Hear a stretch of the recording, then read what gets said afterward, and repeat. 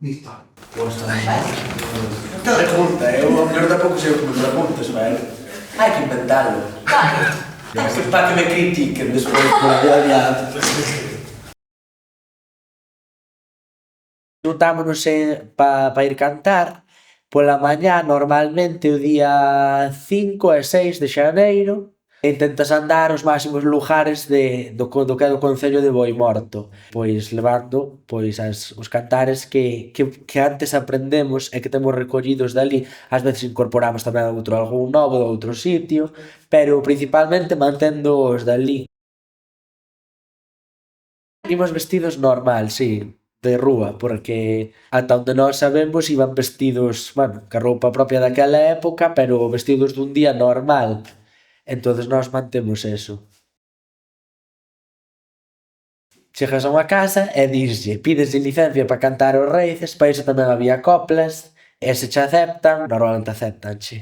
Pois empezaslle a cantar. E normalmente danche o que lle chamaban antes o aguinaldo.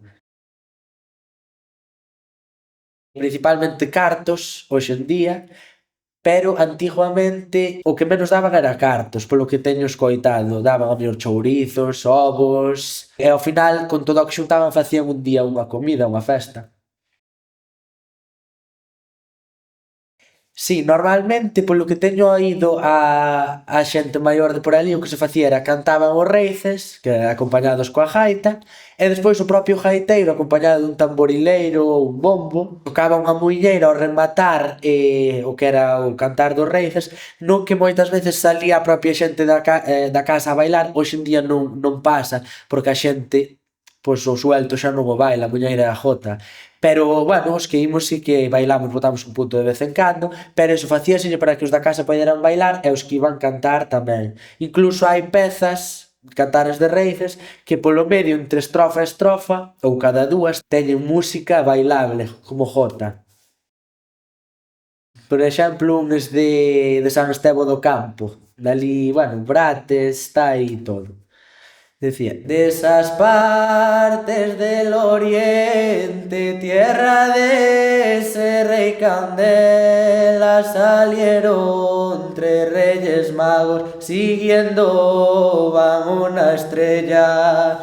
Eso cantaba o que era un chaval de un pé, cantaba un bando, e outro bando de dous ou catro homes respondía: dícense que van siguiendo una muy lúcida estrella, que sus ojos no han visto otra semejante a ella.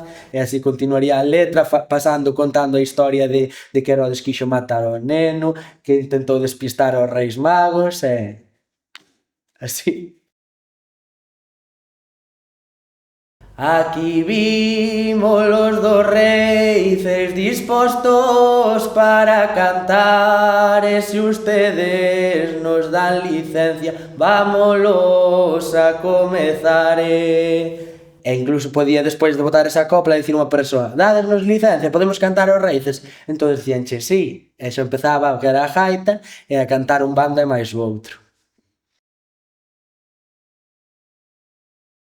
Eu nunca o fixera hasta que na asociación Santiaguiños, bueno, que é na que estou e na que levo moito tempo, e o facía normalmente. O que reservabas esa tarefa de cantar os raíces para as persoas, ali chamanlle raíces, para as persoas que tiñan xa unha idade, adolescentes, 20 anos, vas polas casas, en unha casa ofréceche un chupito de augardente ou que sei, e ao final facíano pois esa, como esa edade do grupo na que estamos nós agora, e foi cando empezamos a ir. Antes íbamos que eran máis maiores que a nós. Está moi ben, ou a min gustame moito, porque entras na casa da xente, a xente incluso que conta que vaias moita, como xa sabe que vas ir, fai rosquillas ou prepara o que sea, xa conta contigo, e a min pareceme moi bonito, porque, bueno, non sei, é como que nuns segundos están na casa eles solos, que en casa xa hai festa de por sí ese día, por ser o día que é, pero noutros non, e ao mellor atopas a dúas persoas maiores que están ali solas e gustalle que llos vais cantar porque se acordan.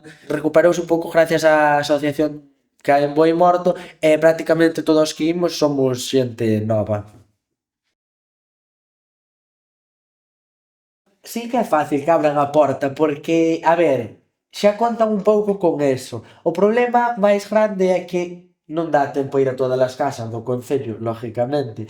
A ver, tampouco é un concello moi morto, moi poblado, pero claro, a dispersión é que hai que andar ás parroquias, e bueno, o que intentamos tamén un pouco é non ir todos os anos á mesma parroquia, porque entonces sempre irían as mesmas persoas e outras non saberían de que vai.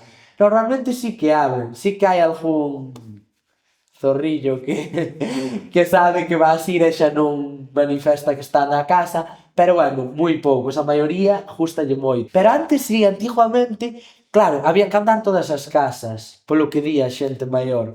E iban, a mellor, ás 3 ou 4 da mañá. Xente que estaba dormindo e salía á ventana, ou que che tiraba o aguinaldo pola ventana, ou incluso se había algunha persoa impedida que estuvera encamada ou polo estilo que pola súa enfermidade non poidera baixar abaixo para escoitalos na porta, mandábante subir e a cantarlle ao pé da cama. Eu non o vin, pero porque faltei ese ano, pero inda fai pouco, en Boimorto, había unha persoa que non podía salir da cama, que estaba encamada, e os meus compañeros foronlles cantar á habitación. Eu acórdome o ano pasado dunha parella, bueno, xa maiores, un home e unha muller, e estaban deseosos porque lle foran cantar e xa eran as 10 da noite, claro, porque antes non das chegado, que enredas un pouco nunha casa, noutra, tal, e cando chegamos á dela, dixo, José xa vai na cama, e eu quedei esperando, dixo, me espera tío, que seguro que veñen cantar, pero claro, xa eran as 10 e media ou 11 da noite, e a señora toda contenta, porque estaba esperando, dixo, vou esperar un cacho máis, así non vou para a cama, o home xa iba na cama, escoitou nos desde a cama. Qué bien, porque mi nana también